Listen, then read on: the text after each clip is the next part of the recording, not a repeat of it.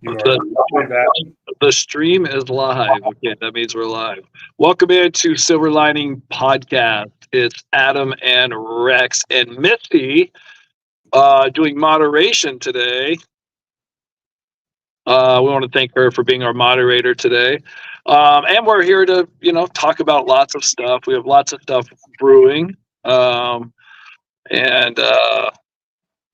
what else, Rex? And normally, of course, Mel's with us. She is out ill today. Yeah. And then Tom might join us later on as well. We had him on and talked about the podcast. We talked about his book and the podcast and some of the things that are in Tom's book. And he said he's writing another book about Chad's trial. So we were going to, and a lot of people had some questions that if they had questions, they were going to ask him. So if he comes on, you guys will be able to ask him whatever questions you wanted to if you read his book. Okay. If not, just ask me and Rex questions, whatever you want to know. Next Saturday, we'll be broadcasting live from San Diego. So that's fun. Looking forward to that. And we'll be doing something called Who Has the Best Weather in the World That Day. And if anybody can beat us, then you win a prize. I don't know what the prize is going to be, but San Diego better be very nice. It's going to be nice. I checked the forecast today, and good. It looks like it always does in San Diego this time of year. So, yeah. So, Adam, I have a question. You have stuff going on in Accountable. Yeah. Why don't you update us? What's going on? Yeah. So this is kind of cool. A lot of people have reached out to me to ask me more about Accountable.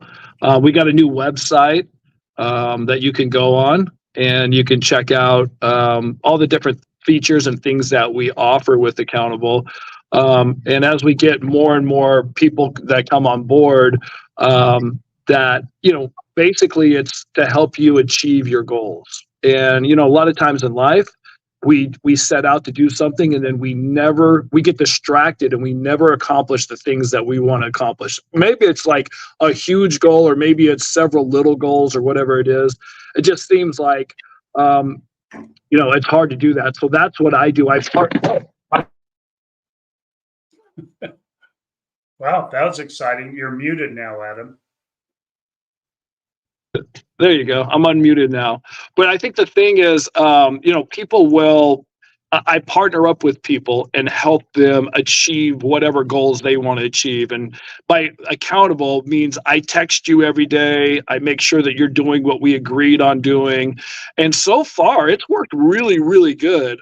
Some of the clients that we had have had some big success and life changes, which I love. And by the way, changing your life is like one of the hardest things to do. But if you have somebody holding you accountable and helping you, it's much easier. So that's basically what we're doing. The website is coachinggoals.com. So hopefully we'll put something in the what is it called? The messages, the comments. We'll try to put a link in there for you. Or the description. Oh, you okay? I'm good now. Okay. Yeah. Your phone's having problems. Yeah. No, I need it like that. And so you notice Adam, Carrie Ann says, "Ooh, can the prize be to hug a cow with Adam?" Oh my gosh. Yes. If you have better weather than San Diego, we will make it a point to actually find a cow and hug a cow together. That could be a great prize because A, I win because I get to hug a cow. And B, you win because you get to hug a cow. Now we have a couple of questions here about San Diego. Lee wants to know if we can do a live from the zoo. We won't be at the zoo in San Diego. Or at least I won't be. It's an incredible zoo. I've been there a lot, but we have a short trip there. I won't be there this time. Adam, you planning on hitting the zoo? I'm not going to the zoo. I'm not going to SeaWorld. I'm going to the beach to go earthing. Earthing is way more important to me than anything else, and being at the beach is the most important. So I will earth at the beach. And, hopefully a Padres game, maybe the Del Mar racetracks, things in San Diego that you just don't get to do all the time. But yes, the zoo there is amazing, and SeaWorld too. Both of them are great things to do. Not sure what the weather's going to be, but I'm sure it's going to be fantastic. Yeah, it's supposed to be like it always is, which is fantastic. Well, let's get to the show a little bit more here. And I like starting with this from Dog Mom. Missy put out the question to everyone, what's your silver lining this week? This is a beautiful silver lining from Dog Mom. My silver lining is that my best friend beat breast cancer. We'll always be best friends for the last 30 years since we were little, and I will be next to her and beside her always. Isn't that just good, positive news? Yeah. Where, a lot of times you get breast cancer. That's just a tough battle. Any cancer is a tough battle. And to hear someone beat it is just exciting. So thank you, Dog Mom, for sharing that with us. Now, Tom, who just, if you noticed on Facebook, I don't know how many of you are friends with Tom Evans, but he just did a live book signing there in Boise. But he just texted and said, I have really bad service where I am. Are you on now? So I'm going to tell him, yes, we are. And I guess he'll just give it a try when he can. But Tom was, of course, he was on our podcast this last week, and there's so many questions we were going to ask him. We thought y'all would probably have a lot of questions of him too, especially the new book he's writing. As you know, he wrote the. I'm sorry, I've got the virtual background on, so the book's easy too. And I glare. Money, Power, and Sex. And there are a lot. There's just a lot of good stuff in there, and so we wanted to talk more with him about it. So we'll see if he tries to. He said, "Give me a minute to get a better spot." So he's looking for a place. And Adam and I know all about trying to log in from strange places with bad service and. But you might be thinking of any questions you have of him during this, and I want to ask him some more questions about the behind the scenes info he got. He got to interview a lot of people that Adam, you and I haven't interviewed, legal people, court officials, etc. So I'd like to hear more about that. And we did talk to Tom after we got off the interview, or after we interviewed him too, and picked his brain a little bit too about some things too about the book. So that was good. Yeah, now I don't remember what we talked about after and what we talked about on. So I may be repeating some of the questions that we asked on there, but it was a fascinating conversation after. And Susan, his wife, who's part of the team, but like Lisa, doesn't like to be on camera. She was there when we were talking afterwards, and she said she makes comments all the times on the live, and nobody knows that it's her. So her questions didn't get put on because nobody knows.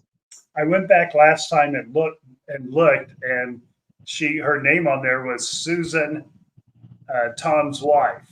So if we see that, we certainly want to get her question up here. Susan, Tom's wife. So also, I'd like to talk a little bit, Adam. I know it's a few months away, but I've been thinking a lot about the upcoming trial with Lori. Mm-hmm. For you, Tom's getting on there now.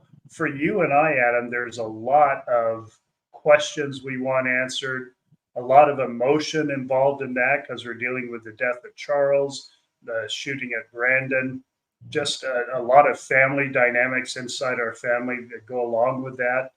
I'm concerned once again, and I'm sure I'll check in with Denham, one of my therapists.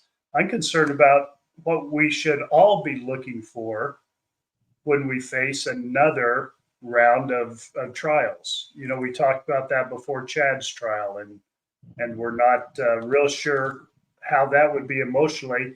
And I don't know about you, Adam, but frankly, it surprised me because they were different emotions, but still very heavy. Did you have that experience?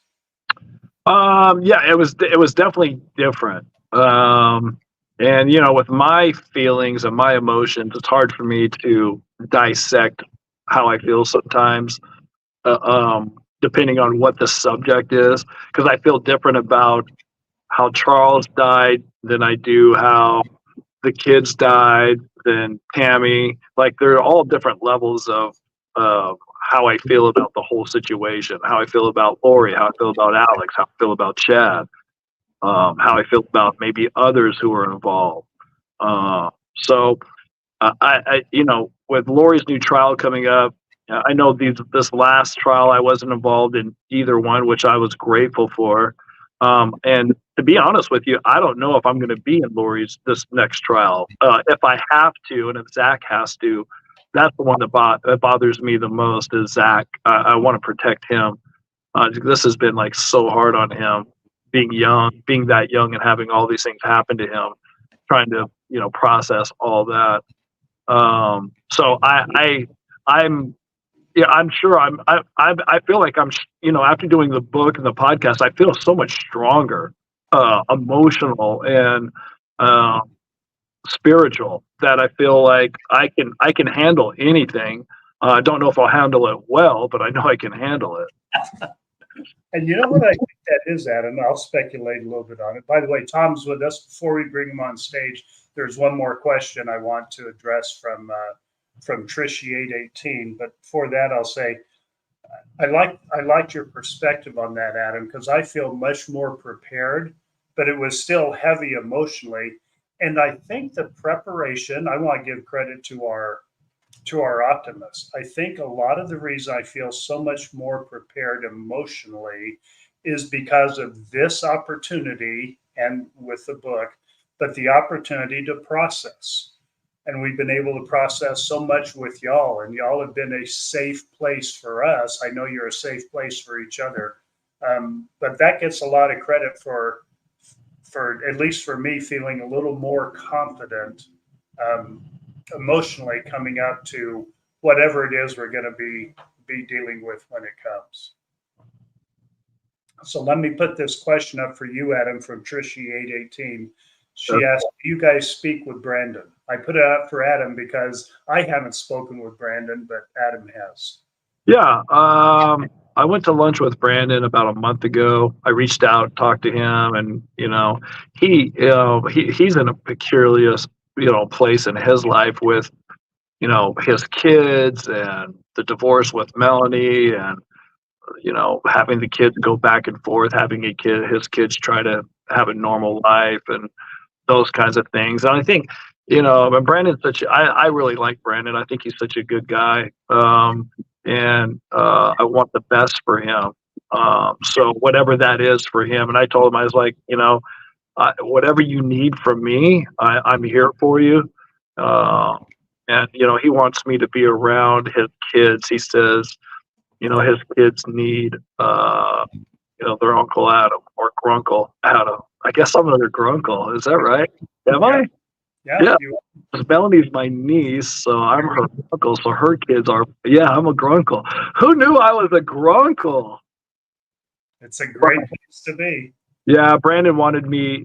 He wants me to be around his kids. So, so I am talking to Brandon, and we'll see. I don't know how much we can, converse and talk about all the stuff since there's a case coming up. I don't know all the rules of that. Rex and I wanted to have him on as a guest, but I remember the prosecutor told me and Rex a long time ago that they didn't want us to interview people that were being part of the case. So, all right. Yeah, we'll see what happens. Well, Tom is with us. Let me just remind you, Tom, I just tried bringing up the book and it didn't work. Uh-oh. Sorry, Adam. Kicked you off stage for a second. No, that's fine. Didn't work, but let's welcome our friend Tom Evans, the author of Money, Power, and Sex. I have to look at it, make sure I get those in the right order. I still do sometimes too. Hi there. And Tom, thanks for making the arrangements to be with us. Looks like you're in the car trying to get some good Wi-Fi action there. Thanks for the effort. Glad to be here. Okay, and you had a book signing just, was it yesterday? Very recently there in Boise. Yeah, yesterday at Boise Booch. It was awesome. Met some really good people, sold quite a few books. Isn't that great to just to get to meet with people and give them the chance to ask questions? And, you're pretty much in a safe environment in that situation. You're safe with the optimists, of course, everyone loves you. And so those are just very enjoyable situations to be with. You never know who's going to show up. And a lot of times it's people that have a story of their own. And I guess that's why they're drawn to this, is they've had their own, whatever happened in their lives. And so I get to hear their stories too. Yeah, we found that a lot with when we started the podcast, and Rex and I did the first 10 episodes about our feelings about everything and broke them down into different things, and then we realized so many people were like, well, this happened in my life and this happened in my life, and they were identifying with not the exact same things that we were, but other things that they related to. And it's like Rex has always said, like, none of us are spared. Everybody's going to go through stuff. And that's why we directed this podcast towards healing and trying to live with bearing each other's burdens almost. It's like one of those things. Like, we've had some guests on that are optimists that I feel like you're bearing our burden, we're bearing your burden. It just seems like it's a natural fit for a lot of people. That's the amazing thing that I have found about the families in this case, is you guys are the ones helping the rest of us deal with whatever it is we're going through, and that's pretty awesome. We love that this platform has helped so many people, and the people on it have helped each other so much. Lindsay, who had started a chant before you got on, saying "Tom, Tom, Tom" in the comments, asked the first question here, what we were just talking about. Tom, are you a Grunkle? I have been a Grunkle for 30-something years. So yeah. Holy moly! Yeah, that is my sister started young. Okay. So that made you an uncle, and then are you a great uncle? So great uncle, I get it. I thought it was like grumpy uncle. That's why we call Rex. That's why we call Rex Grunkle. He's grumpy. Yeah. That's what I thought. No, in our family we have Grunkles and Grants, and I have Grews and Greases for great nephews, great nieces. So yeah, I do. Yes, I am a Grunkle in that sense also. Yeah. So all three of us here, we're sharing the bond here on the stage on this live podcast. Yeah, it's pretty awesome. And some of them have actually moved closer to us, so I've gotten to know them even better. Oh, that's cool. Yeah, that is a great opportunity. Unfortunately, I live far away from some of mine, and in fact, tomorrow I'll be flying to San Antonio to see some of my Grews and Greases. So, will you be going to Chewy's to get queso? I'm so jealous you do. I'm so mad at you for going to Texas and getting queso at Chewy's. I'm not going to Chewy. I'm going to Hard 8 and get some good brisket and barbecue. Oh, okay, good. Then I don't feel bad. In fact, I got a hotel intentionally less than a block away from Hard 8 because I plan to be there more than once. I bet you do. Yeah, that's in Plano. I'm only spending a few hours in San Antonio, just enough time to see my nieces, nephews, see Megan and Ben, and see their kids who I haven't seen their kids in quite some time. Nice. So, yeah, Anna Franco says she normally writes GR8 for great uncle. Okay, everyone has their own annotations. That's a good one too. Yeah. Now, Tom, we talked after we recorded that podcast that was posted on Tuesday, and I don't remember now, of course, with my old age kicking in, I don't remember which questions we talked about on the podcast, which ones we talked about after the podcast. So if we repeat some of those questions, just hopefully our optimists will forgive us. But I am so intrigued by the amount of interviews you did for your book and that you've done for your next book. Can you give us a little behind the scenes? Have you gained new information from your continuing interviews that maybe we haven't heard yet? Kind of a tease for your next book. I don't know if it's so much new information as it is that I've developed maybe not different ideas, but I guess I've progressed in my thinking a little bit, realized some things. I think when I wrote the first book and during the first trial, when I served as a juror in Lori's trial, I don't think I was able to admit to myself really what it was that I was seeing and hearing. That's one thing. So I think I've been able to allow myself to do that over time. And there was some new stuff that came out in Chad's trial, of course. So the second book is just, I think, more, it's not just about Chad's trial, it's about both, but it's just a more comprehensive book about the whole thing. Now, do you anticipate that it'll be out before Lori's trial, or might you wait and see if there's anything new in Lori's trial and include that? Yeah, I've thought about that, and it depends. If it starts getting closer to that, I probably will wait, just so I can do an addendum or something. Or maybe it'll change everything. I'll have to rewrite. I don't know. I'm almost afraid to wait. I don't know. But if the book were to get done as quickly as I would like it to, because most of the writing is actually done, a good part of it. There's just all this other stuff to go through. You guys know. But so, yeah, if it gets close, I'll probably wait. If it's done, say, by the end of this year, I think I'll go ahead and publish. We'll see. Okay. Well, I can always write a third book. Yeah, even the publishing takes some extra time. So you nailed it. Yeah. Yeah, that's a tough process. In that regard, just for people that want to know, self-publishing is probably the quickest way to get it printed, so you don't have to wait in line. Well, we didn't have to really wait in line for the printing, did we, Adam? No, Jane did it. Jane, my first book I self-published on Amazon. Well, that was a quick process, but Jane did so much more work than what I did before I published my first book. And she got it right in and got right through and knew the people and knew it. So if you have a publisher that knows what they're doing, they can. The problem is they want to make it pretty much perfect, and so they vet it a lot. So yeah, there's that process. So I didn't vet my first book. I was like, hey, I'm a storyteller. I'm telling these stories, and you guys can read all the bad grammar and I don't care. This is how I tell stories. That's me too. I have my own voice, and if you don't like it, too bad. It is what it is. Okay, Adam, I've got to stick up for Jane here. It's not that they were vetting it, trying to make it perfect.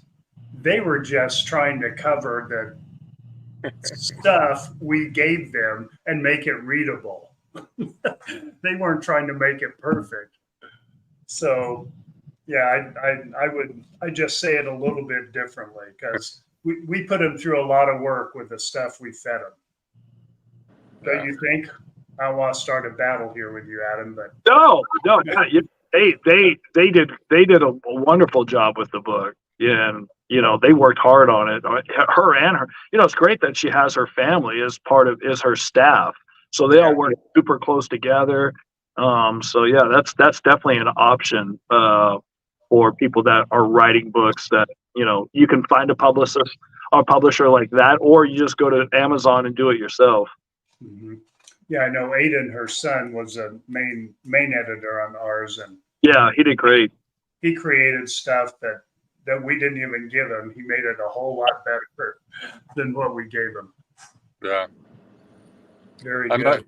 I'm not real sure where I'm at with all that. I'm not really in a position to talk a whole lot about it right at this moment. Right, because you're in the publishing Yeah, limbo there. limbo or whatever. Right. Well, Tom, just personally, I can't remember if I asked you on or off the air for this, but do you believe, and are you going to address, so a two-part question, do you believe that there was either some type of group, a cult, whatever you want to call it, so more people were involved in the murders, especially the murders of the children? And do you address that as far as other witnesses, maybe to the murders? Yeah, that is my biggest question. And I do address that in the book. And I do believe, I don't know if there are people who are actually involved in the murders themselves, or if there were people who might have been aware that people were in danger, or people who might have been aware that it happened after the fact, before the bodies were found. But I know it's one of the above. It has to be. There's no way that those people were just oblivious to it all. They were too close to Chad and Lori, and there's too many still dangerous people out there with dangerous ideas. That's what I believe. Okay. And the people with dangerous ideas, where do you think they're, I will just say hiding, because we don't know exactly who they are, where they are. What's your opinion of that? I think some of them we do know. And the ones who are in Chad's inner circle, obviously, they testified in court. We know who they are. Right. We don't know what they've done, what they might have known. I don't have any direct information on that. I just have my ideas. But there's also the whole fundamentalist, cultish kind of thing, preparing the people, all that kind of stuff, where those people are still out there. They still have their dangerous ideas, and that worries me just about as much as the inner circle does. And I think that's just, things we need to talk about. Yeah. This is where I would love to hear what you think about this. So my idea is, look, if Chad and Lori had all these people believing in their gospel, the gospel of Chad and Lori, let's say, and then they found out that Chad and Lori and Alex had killed the kids. Let's just say there's nobody else involved. They did it secretly or whatever. Then people, once they figure it out, oh my gosh, what were we thinking? They actually woke up like, I can't believe that we fell for this, and are completely trying to stay away from those ideologies and that nonsense, because as Rex says on plenty of the podcasts, they were just making stuff up, and then when the stuff got called out, they would lie and make up something completely different. It was a lie upon lie upon lie. But now that everybody sees that Lori's in jail for prison, Chad's in jail, life, Alex is dead, that those people who were believing it at first, that now they're like, oh my gosh, I can't believe I was that close to this. I'm never, this was ridiculous. It was like, I can't believe I got caught up in that. For you to believe that these people are still like, oh, Chad and Lori were right. They're going to get out of jail, and they were supposed to kill the kids for a reason. And you really believe people still feel like that or think that? Well, I think they believed that at the time, at least the inner circle. I think some of those people believed that at the time. Yeah. So I don't know that they still believe that. Just talking about the inner circle, Melanie Boudreau, Melanie Gibbs. But you said there's people that are dangerous that, follow them and are still doing that. You still think there's people that, even though Lori and Chad are put away and they were the head of this whole, that everybody, there's other people who still believe in them? I do. I think there's people outside the inner circle, people who, started out Chad following and Lori following. I'm not ready to say their names out loud, I guess. Yeah. But there were people in the preparing of people involved with that, and now they've dropped preparing of people, but they're still out there. They're still preaching the same stuff. They're still being somewhat public about it. And it's still dangerous ideas that led to where Chad and Lori got. You know, that's such a valid point. Dangerous ideas that led there. So they may not have been involved in the ideas, but you're saying they're dangerous, and I agree with this. They're dangerous because they followed a belief system that if you continue following it, can easily lead where they ended up. Those people didn't mean for Chad and Lori to get to where they got. I'm not saying that at all. I think they're horrified by what happened, but those beliefs are still dangerous, and it still does lead people to dangerous places. Right. So talking about belief, like, do you believe that there's people out there that still believe in light, dark spirits? That in the belief that there's no end of the world is coming, and what do you do with light and dark spirits if you do know it? What do you think of that? Adam, you're cutting out really bad, but I think I got part of your question. It's probably my fault because of where I am. No, I think it's Adam's sound. Okay, how about now? Can you hear me again? Yeah. That's better. So with the light and dark spirits, you feel like people still believe in that theory of light and dark, the end of the world's coming, they can predict when Jesus is coming. They're still going down that rabbit hole? I think there's that whole movement, especially in Rexburg. I don't think those people just went away. I don't think they just quit believing what they believed. I think they're still out there, and So you don't think Chad and Lori scared that away from them at all? It doesn't seem that way. I would like to think that was true, but it really doesn't seem that way. You know, it's interesting that you say that. When Rex and I were there for the memorial, and we were, talking to some people from that area in line, and there was a couple people that I think still had some of those thoughts, or didn't know, or maybe didn't know that how they felt now. Even though Chad and Lori went to jail and everybody's like, oh, how could you believe in that? They still didn't they were still on the fence about that. Yeah. That's the thing, right? I've met the same kind of people, maybe the same people, but the followers who still believe in visions, energy healing, the second coming, and it's going to happen around there. They still believe this stuff.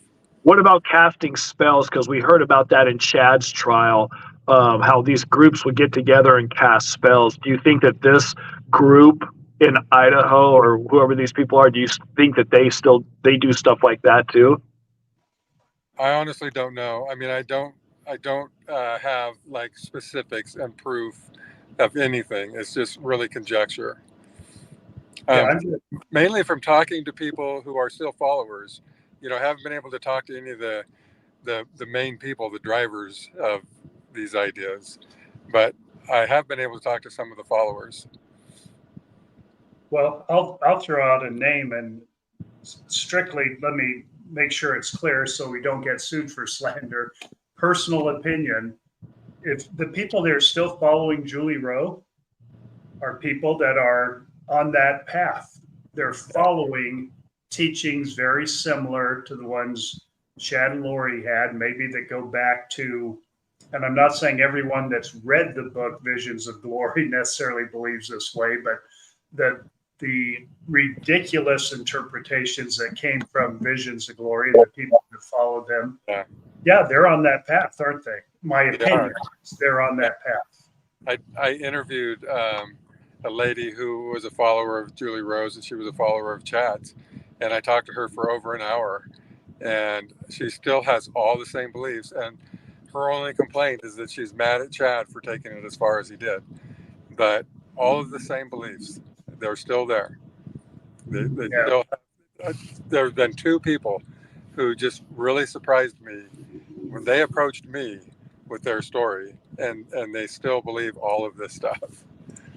Well, when Julie Rowe, me and Rex were talking about this, maybe like 3 or 4 podcasts ago, I can't remember, but when Julie Rowe came out, that interview came out with Nate Eden, that was like 3 years ago when she did it with him or whatever. But when it came out, everybody was like, oh my gosh, is that what she believes? Is this really legit? But now it's 3 years later or 4 years later after the trial and stuff. I don't follow Julie Rowe. I don't know anything about her, so I don't even know if she's still, after what happened to Chad and Lori, I don't know if she would even still go down that road. Maybe she is. I have no idea, but I would feel like, once Chad and Lori's trial came out and all this, everything that was dark came out to light and everybody got to see in the crystal ball, you would think that people would be like, oh my gosh, this is not, Yeah. but I guess they don't see it. But they're true believers. They truly believe in the things that they believe in, like energy healing and visions and all of that. And that's why they're so upset with Chad, is because they feel like he's taken their beliefs one step too far.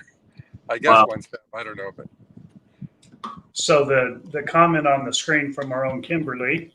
By the way, shout out to Kimberly. We can never thank Kimberly too much for what she does with our Facebook group. But she said, I've met secondhand 2 people who claim to be Chad followers. So if they're still claiming that, that is wild, as she says, and so random. So that answers our question if they're still out there. It really blows my mind that people, after this trial came out and the crystal ball, everybody got to look in to see that, how anybody could be like, oh, yeah, he's still doing what he should be doing. That's crazy. Yeah, and I'm not putting Julie, since I brought out her name, I'll be clear about this. I'm not putting her in that camp. She disavowed Chad long ago, saying he used his spiritual gifts. Now, my personal belief is if he had spiritual gifts, they were from the wrong spirit. I believe a lot of people have spiritual gifts from the wrong side of light and dark, Yeah. Chad being one of those. But people are still following that. And just to be clear, also, my personal opinion, not everyone that belongs to Prepare a People is following bad teachings, because we've said before, being prepared for emergencies is good. And of course, you can take that too far, as some people have, and gone way beyond just the basic, let's be prepared for catastrophes, including the second coming of Christ. We know he's going to come again. We don't know when. No one knows when. There's every or where. We don't know where it's going to happen. Yeah, but there's every degree of this, right? So that's, you take it to a certain degree, and at some point you go, okay, what's coming next is a little too far. Like, it's okay to be a believer in the second coming of Christ. It's okay to be prepared. These are all good things that we should all do, I think. But you take the next step to, I've had a vision now, or I've actually been contacted by somebody from the other side. And then you mentioned visions of glory. You take it as far as John Pontius did in that book. And then it starts to get a little dangerous. Then people start to believe things that are maybe harmful. They start to think of themselves as something more than they are. The people that believe that it contradicts what it says in the Bible, because in the Bible it says nobody knows when the Lord's coming except for the Father, right? But then all these people that are claiming that they're having these spiritual experiences and this is when the end is coming, if it says in the Bible and you believe in the Bible to be the Word of God, then why don't you take that as like, nobody knows except for the Father? How is it that you're special enough to know that nobody else knows except for the Father, but you know because you're special? Right. These are people who are using... That's the scary Lori part, right? Yeah. People who are using it for their own personal gain for one reason or another. Yeah. And so I've been very aware of this comment, and this is what I personally want to know as a family member, just as a human. What Carrie Ann said was the prosecution, or she reminded us, the indictment says known and unknown co-conspirators. Okay, so Carrie Ann's statement is exactly, the prosecution did say known and unknown co-conspirators during the trial. So I'm hoping to find out more about those unknown co-conspirators.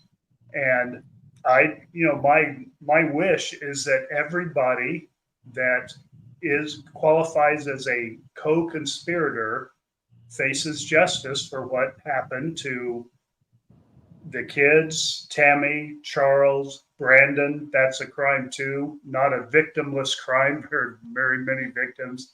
I hope they all get the justice for whatever their part in it is. I do too. I really do. And I think the prosecution knows who some of them are, and they might know that some of them are guilty of some things, just whether or not they can prove that. I think they will be. If the prosecution can prove it, I think there will be charges. But I don't know that if they have that or not. They won't tell me, obviously. So we'll have to wait and see. Yeah, and we don't know the behind the scenes stuff like, immunity agreements. We know that Zulema, we know a few people that had them. Yeah. But we don't know exactly who has them and what that means. Immunity agreements could mean anything. And what was the text thread between Lori, Chad, Alex, and whoever else? Like, who's the fourth person on a text with this information or whatever? They didn't say, right? They brought that up in court, but they did not say that. I think in Lori's, in Charles and Brandon's case, where it's evident because it's about Charles and Brandon. Those text messages will be for that case only. So I'm sure if they have it, we're going to be able to see it, just like we saw the text messages that were brought up into Lori's case and Chad's case. Yeah. I'm hoping more comes out in the trial in Arizona. Yeah. I don't know if they're holding stuff back for that or what, but we'll see. I don't think they held anything back intentionally for that trial. I think they used everything they felt they needed to use to get Lori's convictions, then get Chad's convictions. I don't think they were budgeting evidence. There's just an overwhelming amount. They just couldn't use it all. So they used what fit into their strategy to get, and I think they did an excellent job. And I can't say enough good, or I can't appreciate them enough for what they've done. Yeah. Lindsay tells us, my aunt was a part of preparing a people. It was a huge group, and they are still out there. Preparing the people is, we're more concerned about the subgroup that takes it further than preparation is just what we're talking about. And we can infer that there's some people like that still. Well, we know there's some people like that still. All of us know some. Adam, you and I know one we tried to get on this show, and I think I told you we hadn't met him, but I later met him in person, and he's still a believer. I was surprised. It was down the road a ways, and he was still a follower of a lot of this, and he's pretty prominent in that group. That's why we want him on the show, because he felt he knew of people that had witnessed the children's murders from those groups.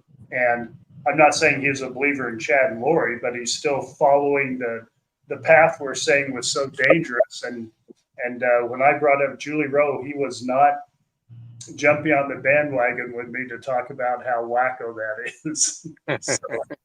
Right, and like you said, preparing is fine, and if you're in preparing the people and you're all about being prepared for emergency, or even say you're preparing for the second coming, whatever it is, as long as you're just preparing and that's what you're focusing and you're putting your energy into preparing, which means getting extra food, extra water, batteries for this, I think there's nothing wrong with that. You could be the most prepared person in the world.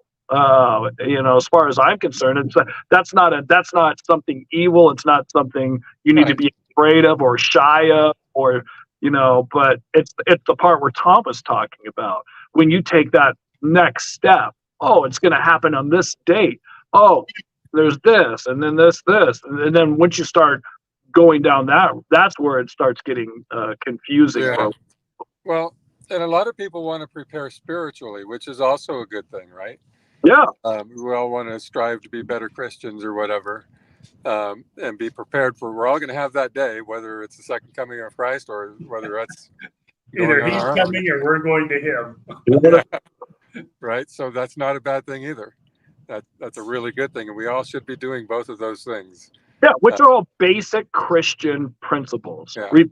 Repenting of your sins, trying to be a good person, trying to keep the 10 Commandments. Those are all Christian-based things that everybody should be focusing on. That is basic. It's not going to get you in trouble one way or another.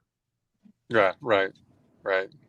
Now, I'm looking at the comments here. I need to make a blanket statement without putting it, without bringing it, so these people don't think I'm calling them out. But there have been a few, at least 3, maybe 4, just glancing at the comments. People are lumping energy healing into the entire group of Chad and Lori followers. It's not the same subject. I know a lot of people that believe in energy healing that do not fall anywhere in the same darkness of the evil that Chad and Lori chose. Okay, I know some good people now. I personally believe it is difficult for people that know of or practice energy healing when they start mixing it with trying to make money on it. I think I've been involved with several people like that, and when they try to make money, it seems to I don't know, change. The dynamic changes somehow. So I'm neither advocating it, nor am I condemning those people that practice it, because we just don't know how everything works. And when you're talking energy healing, are you talking spiritual? Are you talking electromagnetic? You know, that energy that we know Reiki. Science. So I don't like putting all energy healing into the same group and calling it evil. So I personally am careful about that. That's why I haven't put those comments up, because I don't want to give the impression that we're saying, hey, anyone that practices energy healing, anyone that's part of preparing a people are, part of the evil that came about. It's a line. You just need to follow your conscience to know where you are in relation to that line. Case by case. What's that? It's like a case by case situation. There's some people who are just great at energy healing and they focus on that. There's other people, prepare the people, where they just stick with that. But it's like case by case. There's some people in each group that could go extreme, like Lori and Chad went extreme. And we're not lumping everybody into both of those categories. It's just there's just different people that do different things. And that's why we said there's some people that Tom says some people out there are still dangerous because they're not just sticking to one thing, and their ideas can go a little bit further. Yeah, I'm glad you guys are bringing it up this way, because you're exactly right. I don't mean to insult anybody, or if somebody's into energy healing and that's working for them, that's great. That's not the point. It's just like with the Mormon Church. I'm not trying to insult the Mormon Church. I'm just asking questions and pointing out that when people take things too far, then it can become a problem. So, and that's with anything in life, actually. Yeah. Literally. Right. I talk about that a lot, about balancing your life, mental, physical, and spiritual. When you're overboard like Lori was spiritually, this is the kind of things that can happen. Yeah. When you're a guy that spends 8 hours at the gym and that's all you do, and you have these huge muscles, but you have no mental capacity or spiritual capacity, it could be dangerous. It's dangerous if all you do is read books all day and you don't get up and walk around. Physically, that could be dangerous. So balancing your life in those 3 categories, it's always good to be in balance, because when you get out of balance, you're watching real life happen, what happened to people. Yeah. Well, and I think part of that too is having an open mind and not feeling like you have all the answers. So I don't understand energy healing, but that doesn't mean that I'm saying it doesn't work or it doesn't exist. Right. And one other thing, Tom, since you brought it up, I want to emphasize that you brought up the Mormon Church. You aren't trying to, and we talked about this after the podcast, after we record the podcast. You aren't trying to offend anyone. I know some, and I want to bring up because some of the people here asked me, "Hey, is Tom down on the Mormon Church?" Or after reading your book, and I appreciate exactly what you said here and what's in the book. I appreciate the perspective that someone not grown up or a member of the Mormon Church, and you're putting it out there, questions that need to be asked from your perspective because you want answers to it. To me, that's perfectly viable. So everyone that asked me, that's pretty much what I said. I said, Tom can write anything he wants in the book. He wants to get information. And I knew you weren't, some people use whatever platform they have to attack the church, whether it's a book or a podcast. Yeah. That is not what Tom was doing from my perspective. Is asking those questions because there is that component to this story that raises those questions. Yeah. And so I didn't think there's anything wrong at all with you raising the questions in the book like that. Well, thank you for that. I do think they're important questions, and I do wish that the church were more willing to just talk openly about it. And I understand I'm not Mormon, I'm an outsider. And I know that there are some people who feel like because of that, I don't have any right to ask those questions. And I don't agree with that. I think I have a perfect right. Everybody has a right to ask questions. People also have a right not to answer questions. So just trying. Exactly. Here's what's great, because growing up in Southern California, like half of my friends were not LDS, and so they would hear something and they would ask every question in the book, and it would be an hour's worth of questions because our church is peculiar, right? So I would say, hey guys, let's get the missionaries over to your house, and they can answer all your questions for you. So. And then they would stop asking you, huh? Yeah, you should have the missionaries come to your house. You can ask them anything you want, and they can give you all the answers that you want to know about the church. And that way you can, I understand this now. That's funny because that is the answer that I got. Is it? Yeah. I mean, missionaries, they love to talk about the gospel. And so we're all missionaries at some point, but that's their 24-hour job for the 2 years. Yeah. So Penny Jensen says, the nice mailman delivered my book today. Good timing. I read through the table of contents, checked out the illustrations. You have a talented artist, Tom. Are you talking about my book or your book? Yeah, she's talking about your book. Oh, nice. Well, thank you. It's about our book anymore. That's awesome. We appreciate everyone that supported getting our book also. Yeah, exactly.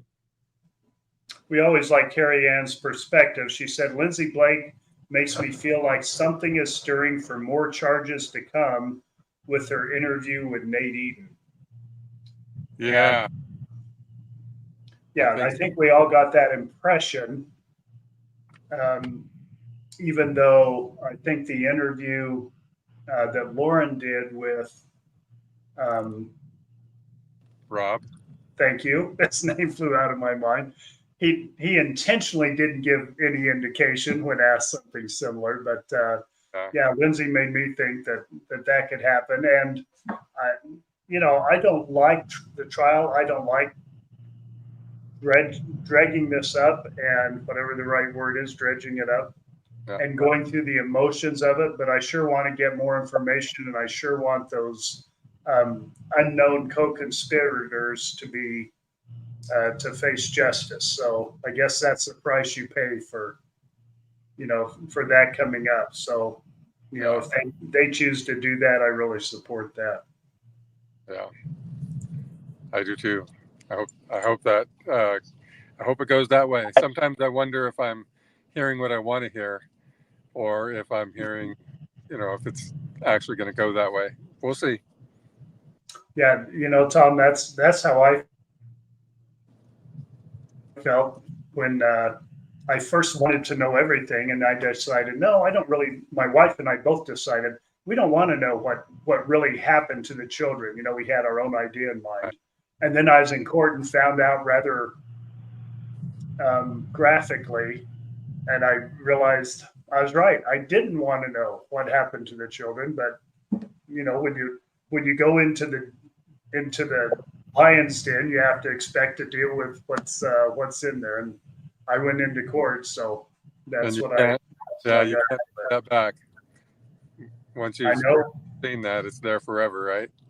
Well, you were there. You know better than I, because you had to look at the pictures.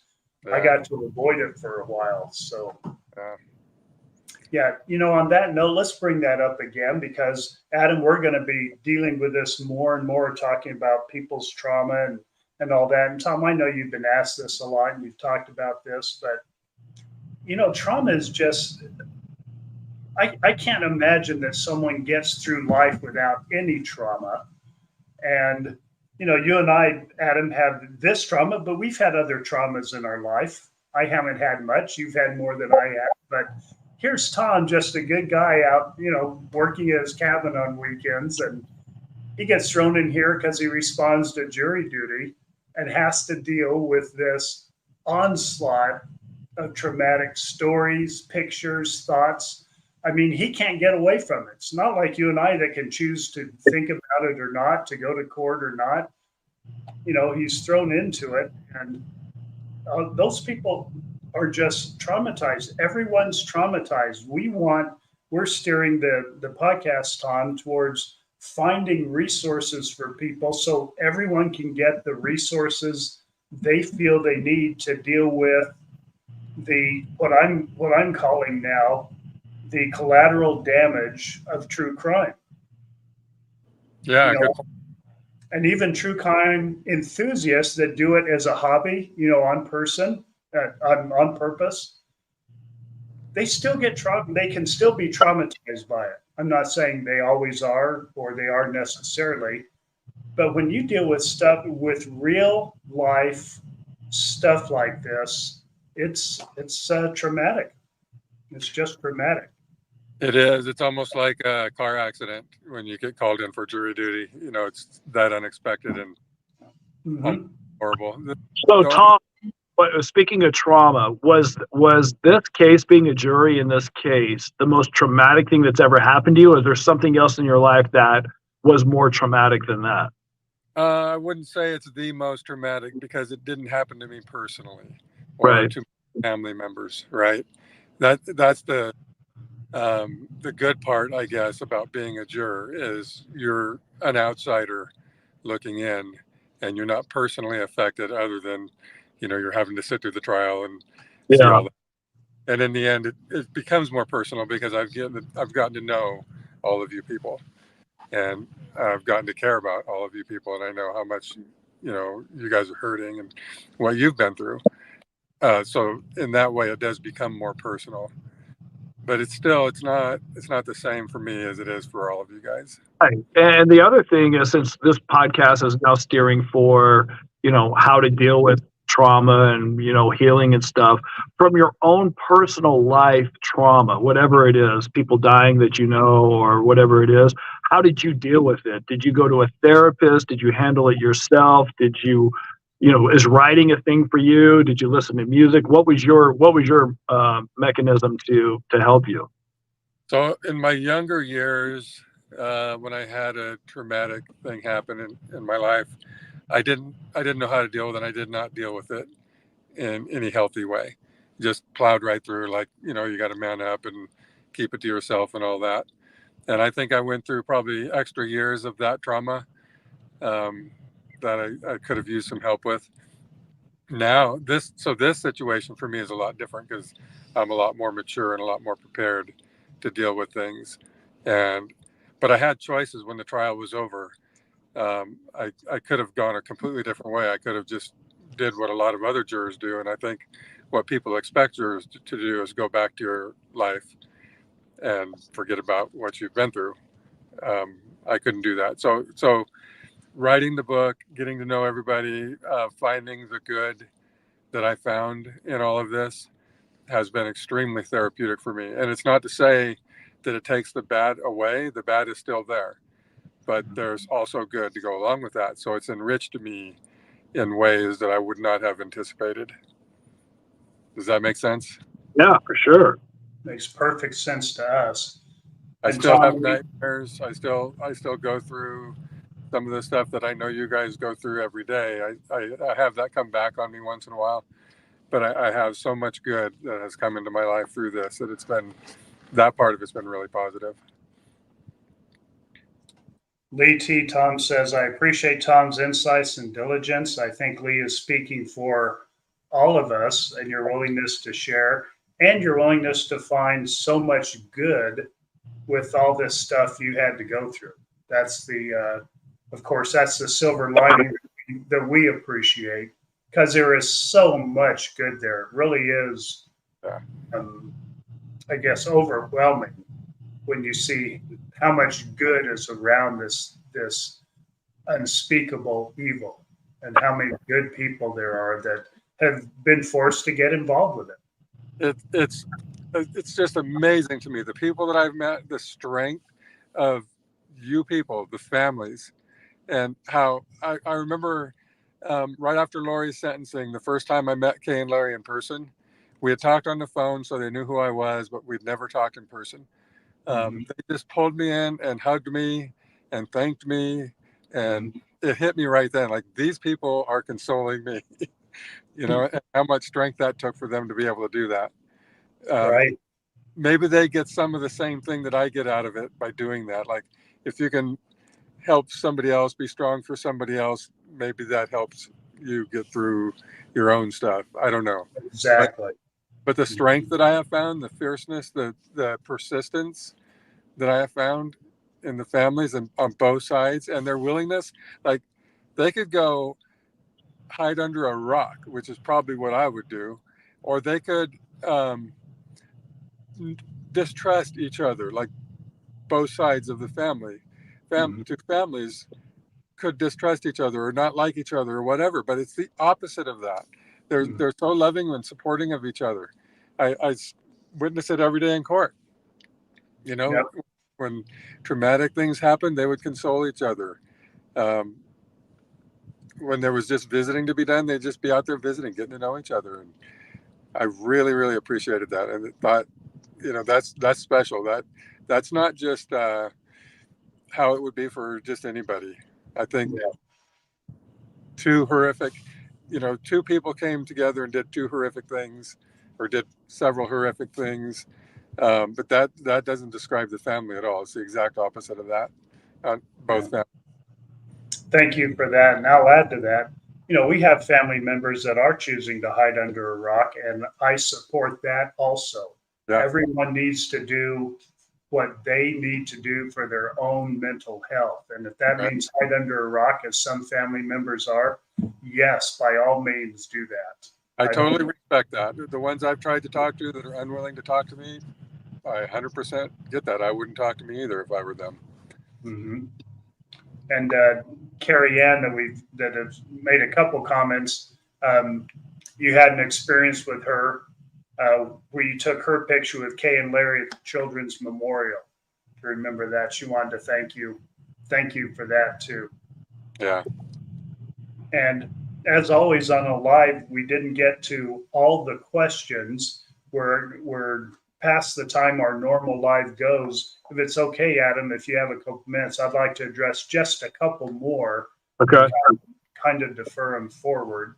And Tom, if you have time, you're welcome to stay with us. If you need to dash, we understand that.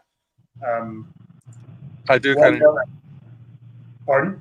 I do kind of need to go. I was driving through a town, luckily, and I thought I'd stop for a few minutes. So I'm glad that worked out. But I'm saying, Idaho, go find a cow and hug a cow since you're in Idaho. Okay. Thanks, Tom, for being with us. We appreciate it. Thank you. I enjoy being on with you every time. All right, thank you. Okay, just a couple things, Adam. One, a chance to do a little advertising. Love it. Veda asks, what is Rex and Adam's book? I'm unaware of it. Thanks for asking. It's Lori's Lies and Family Ties. We forget about this. Oh, we promote other people's book, and we forget that some people don't even know that we wrote a book. They just think we have a podcast. Right. And so it's, Lori's Lies and Family Ties, Veda. Thank you for asking that so we could do that shameless advertising. And don't listen to the audiobook, only read the book.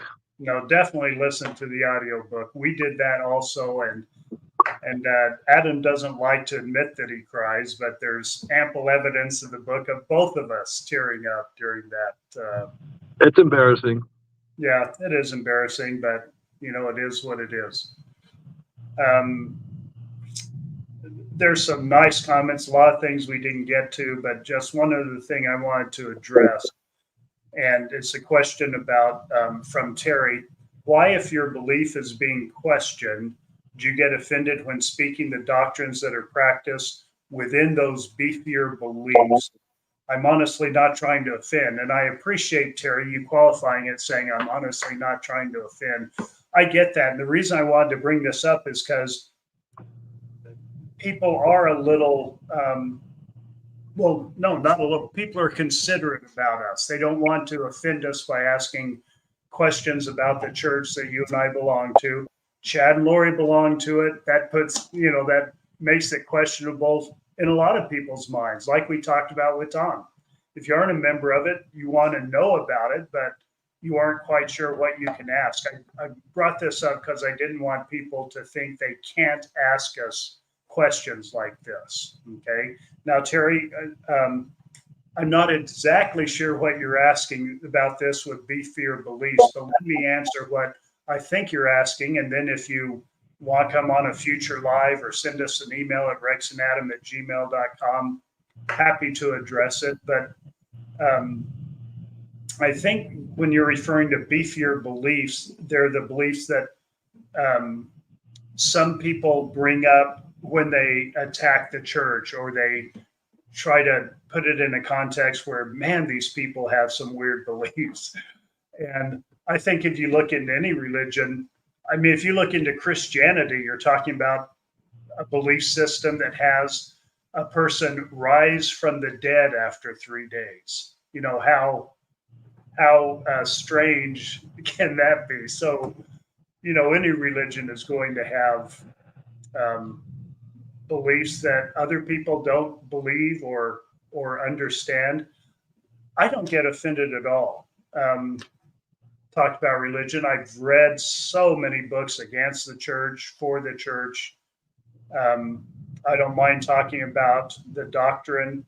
What I don't like to address is when people tell us what we believe and tell us why we're wrong for believing it, or why we shouldn't believe it. Or people, a lot of times, I'm not saying you're doing this, Terry, because I don't know what you're referring to with beefier beliefs, but a lot of times when people refer to beefier beliefs, they're talking about something they heard from someone saying it's a doctrine of ours when it's not, when someone just said it at some point. And, you're talking about a church that got started in the 1830s on the frontiers of America. There's some strange people back in the 1830s on the frontiers of America. And there are church leaders that got up in church and talked about talking to animals, to rabbits and things like that. There's just some weird stuff out there. Okay. Granted, the church is getting better at saying, yeah, we have a weird people in our past. And I've always been okay with that. But yeah, some people get offended when you question their beliefs. Adam and I don't get offended. We just don't like continuing answering people that are basically just trying to use the platform to bash the church or bash people in the church. Okay, I'll talk about the beliefs all day. Well, my take on it is, look, everybody's an individual. Everybody has a relationship. If you're a Christian, you have a relationship with God the Father and with Jesus Christ. So with those things being said, that is you have whatever feelings you have come from them. And that the reason that you're at the church you're at is because you feel like this is what the church I need to be at. And everybody should respect that. Whatever church you go to, people should respect it. Nobody should judge anybody for going to any church. And if you're Christian, obviously, you're following Jesus. You don't want to bash other people, because that's not what Jesus does. It's so funny in the Christian religion how so many people are just hypocrite. And we're all hypocrites because we all sin. We're all trying to be better. But allow people to believe what they want without saying, oh, well, you do this or you do this, or why would you believe this? Because I prayed about it and I feel good about it. My conscience is telling me this is where I need to go. These are the feelings I have, and this is the reason I believe what I believe. Then we should leave it at that and let everybody do that without everybody trying to hammer everybody. Well, our religion's right. We are this. I'm not a fan of any of that. Yeah, I really like posts on Facebook that I see that have Jesus talking. I didn't tell anyone to hate or bash or, all the things that we That is do. going on in all the Christian religions. And especially to other Christians, I just don't get it. I'm thinking we're on the same side. Then people tell me, well, you aren't on our side because you have a different Jesus than I do. I've heard that before too. Yeah, so, telling you what you have. They're not asking you; they're telling you. Yeah.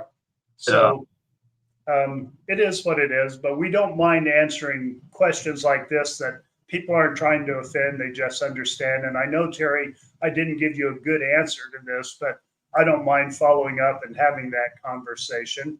Or you can join us on the next. We don't have it scheduled, Adam, but the next Patreon group chat or group chat.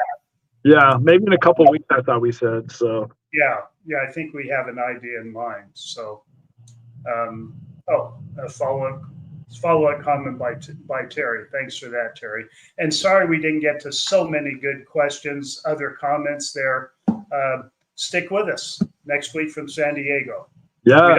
We don't have a podcast scheduled for Tuesday, but we have some people pending that, could pop up, could have it, but we'll still do our live from San Diego.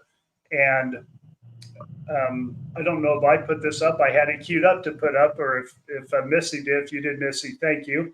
Say 15% off. I have my swag here, my silver lining cup. Don't have my shirt on, but I'll have it on next week.